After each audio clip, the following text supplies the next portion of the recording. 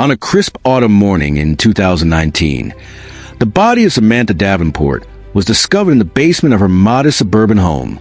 The scene pointed to a calculated and ritualistic murder. At the center of this horrifying case was her husband, Josh Davenport, a 48-year-old insurance adjuster whose quiet, unremarkable life concealed something far darker. Josh Davenport was known as a reserved, socially awkward man who kept to himself. Few neighbors could have imagined the turmoil beneath his calm exterior or the forces that would ultimately drive him to commit murder. Josh's descent did not begin online. Born in 1971 to working-class parents, he grew up shy and introverted. His father, a stern factory worker, offered little affection and often criticized Josh for his lack of confidence. His mother, though loving, struggled with depression and was emotionally unavailable. Throughout school, Josh excelled academically, but failed to build meaningful relationships.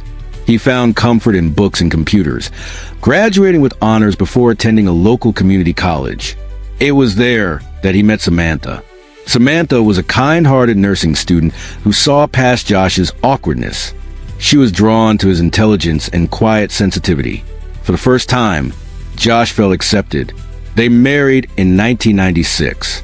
Josh settled into a job as an insurance adjuster, while Samantha built a career as a registered nurse. They bought a modest home near Josh's childhood neighborhood, and for a while, life felt stable. But cracks slowly appeared. Josh's insecurity grew into jealousy and possessiveness. He became suspicious of Samantha's colleagues, often accusing her of betrayal without evidence. Samantha, frustrated by his lack of trust, began to emotionally withdraw. As the years passed, Josh's career stalled. Promotions went to younger co-workers. Dreams of starting a family faded due to fertility struggles and growing marital strain. By his mid-40s, Josh felt like a failure. Samantha poured herself into work and volunteering, leaving Josh alone with his resentment and loneliness. It was during this period that he turned to the internet as an escape.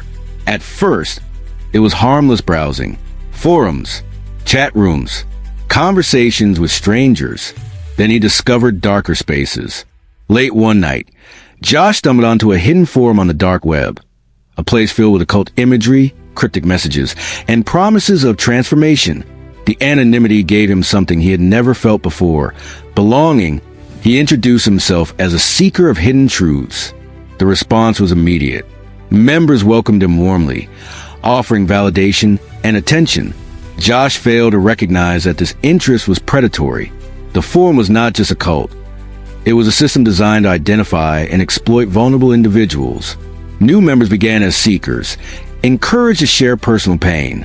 Higher-ranking members, called guides, responded with carefully crafted reassurance, while slowly introducing darker beliefs. As Josh advanced, rituals became more extreme. What began as meditation evolved into disturbing symbolic acts meant to prove devotion.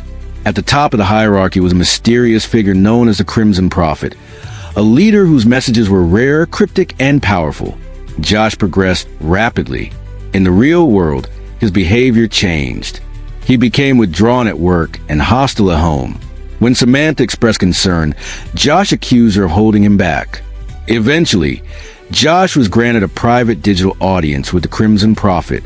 The session was designed to overwhelm him psychologically.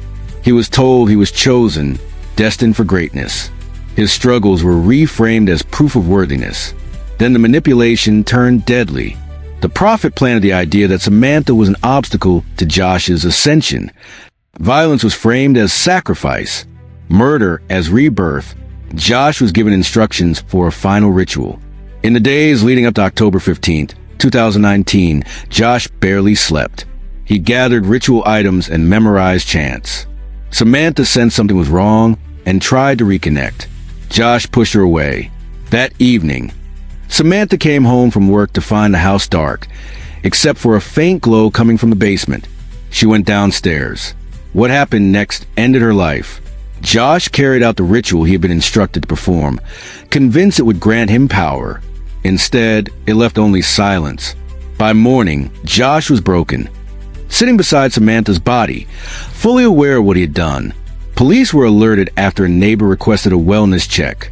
Inside the basement, officers found a scene unlike anything they had encountered before. Josh was taken into custody, unresponsive and detached from reality. The investigation uncovered months of online communication, linking Josh to the cult.